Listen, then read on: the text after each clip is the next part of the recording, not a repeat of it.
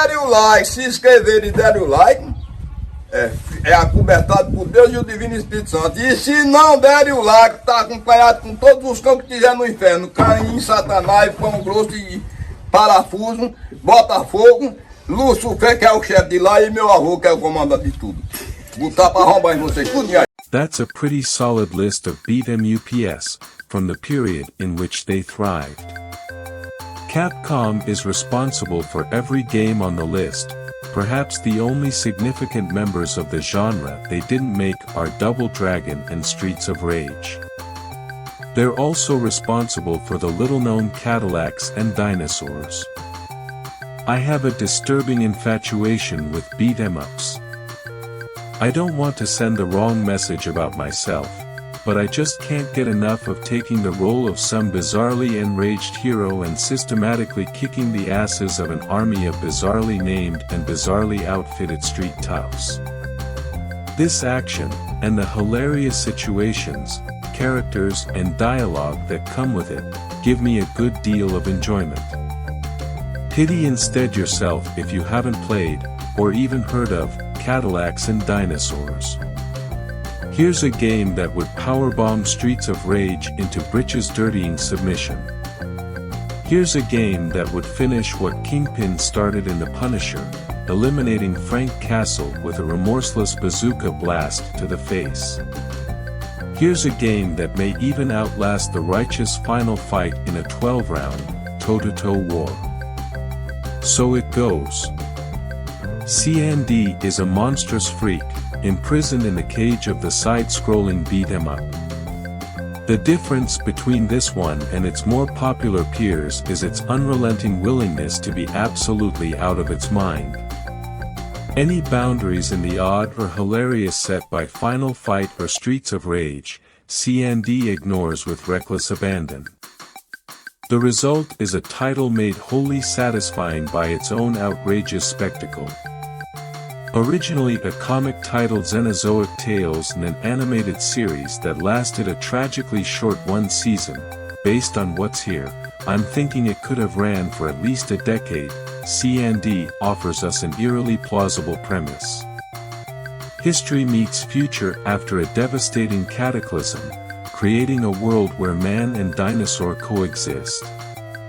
Half-sunken cityscapes are home to an underworld akin to that of Final Fight, as pterodactyls fly overhead and prehistoric carnivores scatter the land. Also, the heroes drive a Cadillac. Anyhow, the real problem is that bad people are making these dinosaurs aggressive by abusing them. You'll come across, and brutally bludgeon, countless poachers in your travels, and the shady scientific research being conducted by the maniacal Dr. Fessenden certainly needs to be put to a stop. Cross the arid deserts and the dangerous jungles, single-handedly reducing the poacher population to zero as you uncover more of the mad doctor's plans. Who is up for such a wacky undertaking? It's time to meet. Our motley crew alone serves as a source of amusement richer than you could have possibly hoped for. Never before has the genre seen such incredible protagonist profiles.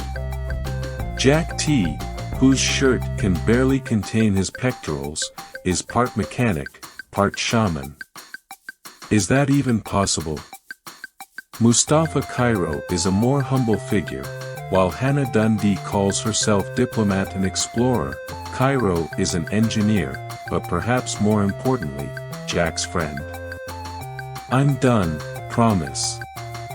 It just needs to be understood that this is the type of thing that makes beat-em-ups endearing. CND is similarly over the top in every other aspect. Gone are the Dougs and Anders of Final Fight. Say hello to Ferris, Nice, Razor, and the token obese bull-charge guys, Hammer T and Wrench T. An awesome thing about this game is the weapons, especially the availability of guns. There's nothing like finding a shotgun or an Uzi in a barrel and plugging Hammer T a few times. You can grab a grenade and throw it at a pack of ruffians. If it hits one of them head-on, the guy will explode into bloody gut chunks. When you're handed a bazooka when you run out of lives and have to continue, it makes the occasional lead pipe offered by other brawlers seem a little vanilla. It's not like you won't be putting these arms to good use. Jack T, Mess O, and the gang will be consistently bombarded with enemies approaching in packs, others dropping in from the skies, and still more jumping in, tossing some knives or dynamite sticks, and bailing just as quickly.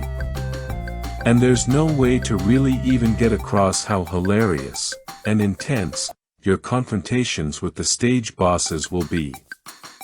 CND never lets up. These face-offs are introduced with weirdly appropriate dialogue, and all too brief cutscenes fall between levels. Between stages 1 and 2, you're given a warning. I would have bet on CND eventually slowing down, but it just keeps firing missiles. Episode, Stage 3, appropriately dubbed Hell Road, places you at the beginning of a vast desert expanse, packed with hordes of thugs. You're led to thinking, a never-ending stretch of bland desert to trudge through. No thanks. This game's got more brains than that. Another member of the team shows up in the treasured Cadillac. Take the car. It would be safer. Go for it. You're allowed to speed across the flatlands in your caddy, running down 100 henchmen in the process. It even lets you begin the boss fight with motorcycle ruffian Hog while still in the car. This high-speed battle will see you trying to ram him while he flips grenades into the air. The next situation you're thrown into always seems to top the last. This fever pitch continues right up through the episode 8 finale with Drive Fessenden, which you'll have to see to believe. It is amazing to me that Cadillacs and Dinosaurs never reached the popularity of the other Capcom beat-em ups. The lack of Super Nintendo or Sega Genesis ports probably played a role in its relative obscurity. It's a shame. What's offered here is some of the genre's finest action, with swarms of enemies, hilarious and hideous boss encounters, and a ton of weaponry at your disposal. Final Fight and Streets of Rage are irreplaceable, and this one doesn't push them into the shadows, it just gently nudges them into sharing the beat-em-up spotlight. CND is downright aggressive in its absurdity. This is its most redeeming quality.